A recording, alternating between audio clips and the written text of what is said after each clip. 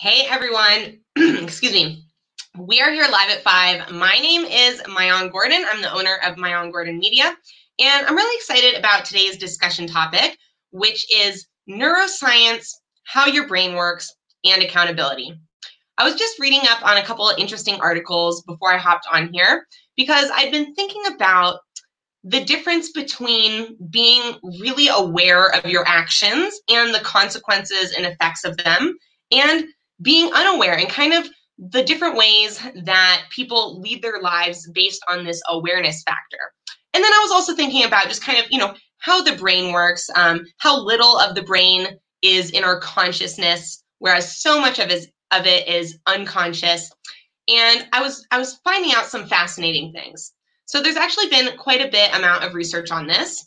And I pulled out a couple quotes from the articles I was reading that I'd love to share with you guys, because I think they're great kind of points for discussion. And if you guys have any questions, any input, I'd love it if you posted in the comments, whether you're watching on LinkedIn, Facebook, or YouTube.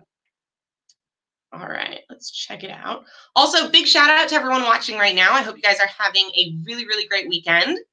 Happy Saturday. Let's see. All right, so this first one, it's by two, I think, this first one, the article I was reading was centered around law, right? Because our decision-making skills, our accountability very, very directly play into legal issues of, let's say committing a crime of passion. How does your brain work when you're in a crisis? And all of this actually really ties into all of the police issues, all of the social justice issues, because police have to make decisions oftentimes in very short periods of time. And this is an issue where people like to kind of bring up the accountability factor.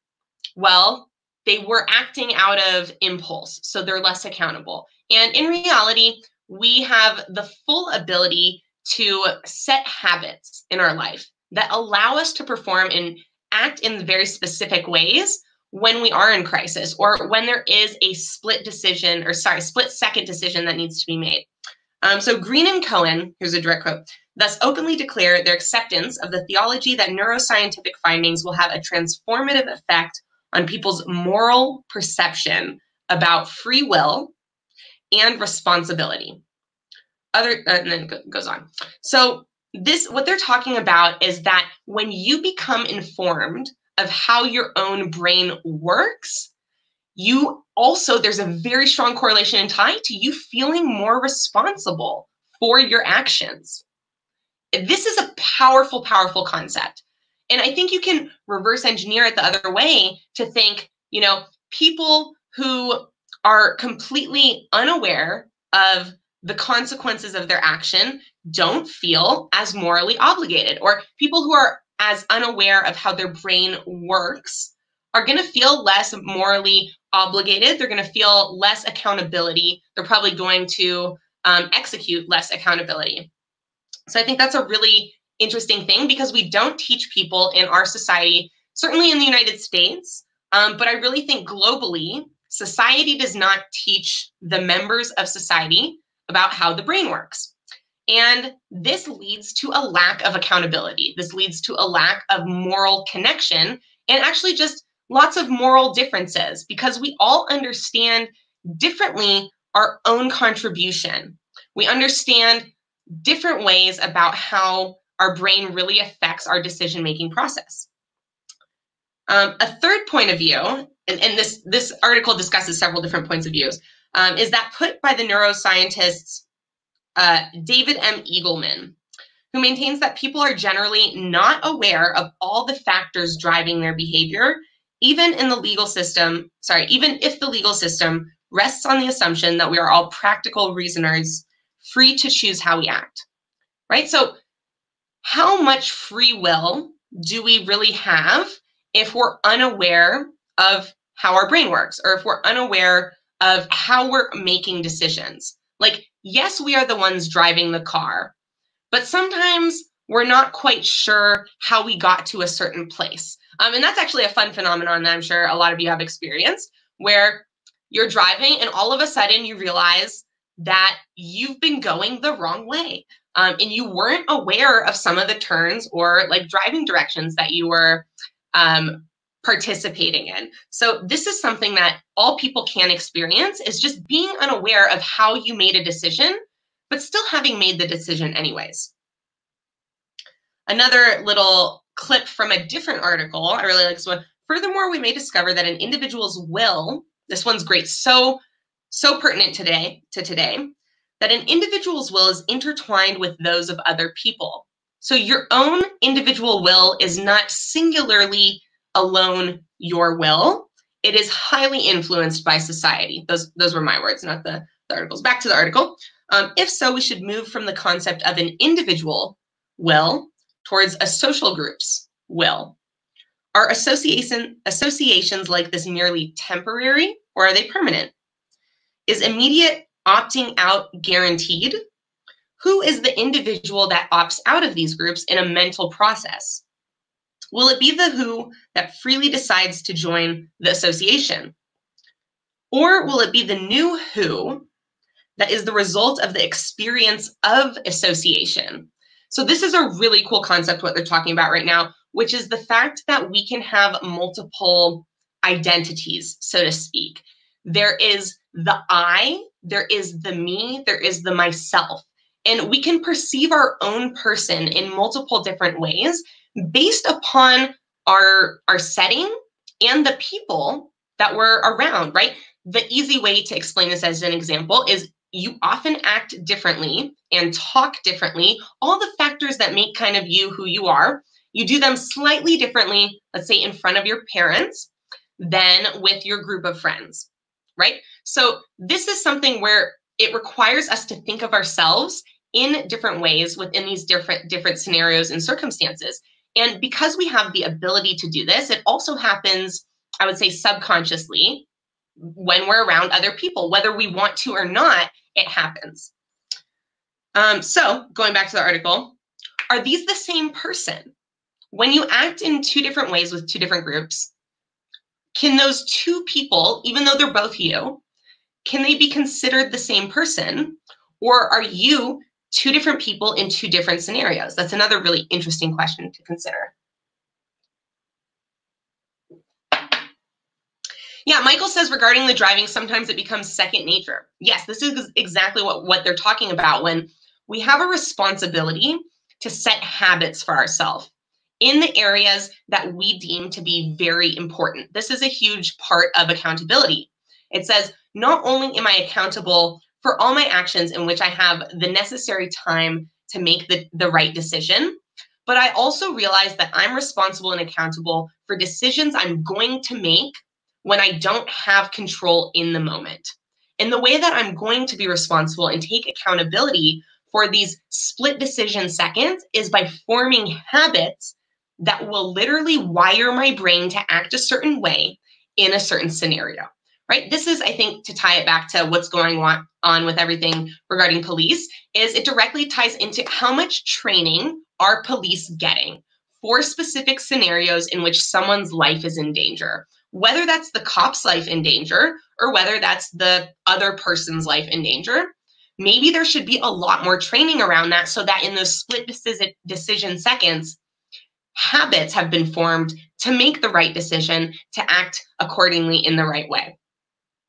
Now, at the same time, does that alleviate the cops of their decisions? No, because outside of it being the precinct's responsibility to train the policemen, it is also the policeman's responsibility to take that accountability into their own hands and go, you know what? The precinct isn't training me as well as I feel I need to be trained to accurately make this decision as a habit and be able to rely on this in these circumstances. So I'm going to go outside of the precinct or outside of my given training to educate myself further, to take another class, to do something that is going to get me closer to that goal of really being 100%. And you can be, as a human being, you can get to 100% by creating habits. So is the free informed decision to associate a sufficient guarantee? Or should a guardian be appointed in order to assure the freedom of decision in respect for the conditions necessary for opting out?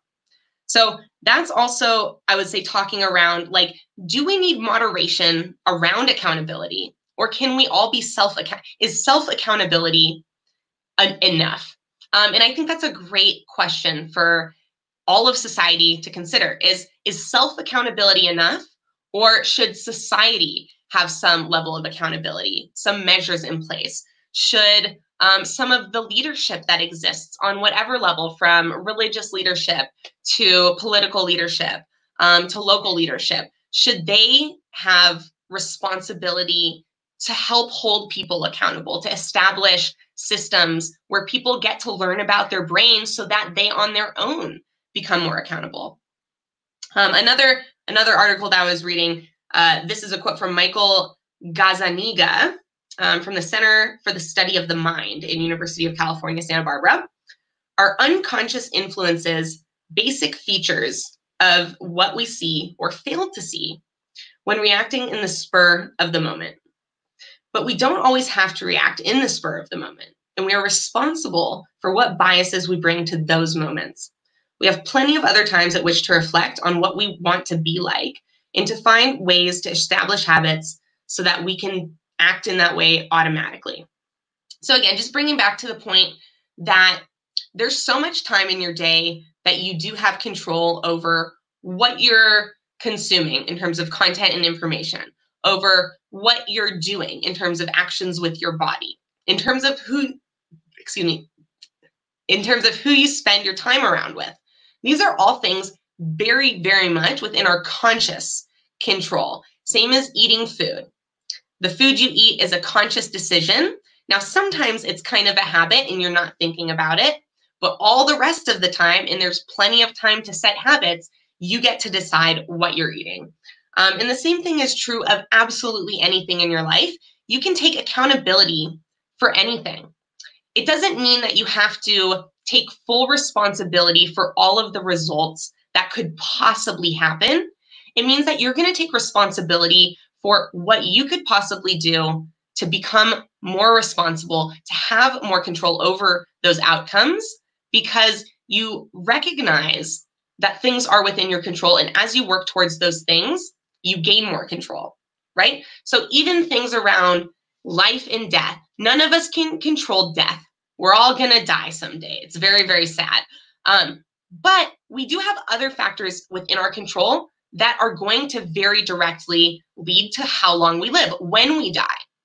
We could all decide to die right now. That's within our control, right? Suicide's a very real thing. But also, we could decide to love ourselves, to take amazing care of our body. And there are many, many people living to 120 years old right now. No one talks about it too much because they're all enjoying their old lives right now. But there are way, way more people living past 100 than people, I'm sure, I'm sure back in the day, 100, 200 years ago, if you'd have told them that someone lived to 100 years old, they would have been a little bit mind blown, because the average, lifespan was closer to 50 or 60. It's almost double that now in a very, very short amount of time. And within you watching this, within your lifespan, there are going to be insane medical advances and technological advances, because technology and medicine are completely intertwined, that are going to make living closer to 150 or 200 a real possibility. Now, is everyone going to be able to afford the medicine that is going to get them there? Is everyone going to make decisions that give them a real chance at living that long? No, of course not. In fact, most of us are not. Most of us are going to eat way too many pints of ice cream, enjoy too much bacon, live a little too much to be able to reach that goal. But is it a possibility? It's getting more and more real and closer to our reality. Let's see, we got a couple comments here from Michael, who says 2 different people in a different scenarios. A person could be one person at work and one person at home. Exactly, people can act in different scenarios, but I think, again, are we considering them legally or intellectually or theologically 2 different people?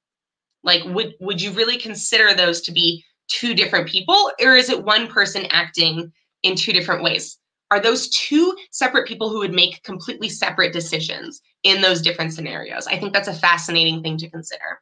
Another really interesting thing I'll bring up before we wrap this up is that they're starting to be able to predict and analyze to a very accurate degree emotional, behavioral problems or issues based off brain scans. So being able to see your neural activity and being able to understand what issues in terms of responsibility, in terms of any type of emotional issues that you might have now or might have in the future. So I think that's a fascinating thing. In one of the articles I was reading, they talked about how that could apply to schooling, where early on in school, if kids could get brain scans, let's say during learning, that teachers could understand which kids were absorbing the information best, which kids needed more help in different areas, that it could be really, really useful as a tool to have this data and information about the activity happening within an individual's brain during any type of scenario, like learning or discussion. That'd be fascinating to compare different kids' neural activities during a discussion and map those out to those children's or people's, I think it's easier to look at in children's, to their behaviors and to see, wow, there is direct correlation to brain activity and behavior. I think something we're already pretty aware of. But if we can start to really understand that and apply it, it means that we can control our behaviors to a much higher degree than we ever have before. And I think that's something really exciting, especially for anyone watching this who's an entrepreneur, who's a business owner, who's interested in personal growth. I'm sure you can relate to the fact that the more information you get about how your brain works, how your body works, the more capable you feel and therefore become. So thank you guys so much all for watching. If you have any questions, please feel free to reach out to me. You can contact me on LinkedIn, on YouTube, on Instagram. Also, here is my email address. And then just one more thing I'm going to bring up, because I have been doing a lot of exercising lately. And one of the things that keeps my knees and my back feeling really comfortable, especially when I sit all day long, is I wear custom orthotics that I got from footdoctororthotics.com. I have a special coupon code if you guys would like to use it. It gets you $100 off. You can also call the doctor directly. Super, super nice guy. He can answer any questions you have. The way that it works is they send out a mold kit. So it's like a styrofoam mold kit. You step in it with your feet. You send it back, free shipping and everything. They make the custom orthotic from that foot mold. They also ask you what type of shoes you wear, so they make it to match the type of shoe. Really nice, way, way, way cheaper than if you go to your regular doctor and they have to prescribe to the special foot doctor, and then you go there. It can be usually $600 to $1,000. These ones end up being $299 with the discount code, so definitely check those out. And again, you guys have a fantastic rest of your night, and we will be back again tomorrow.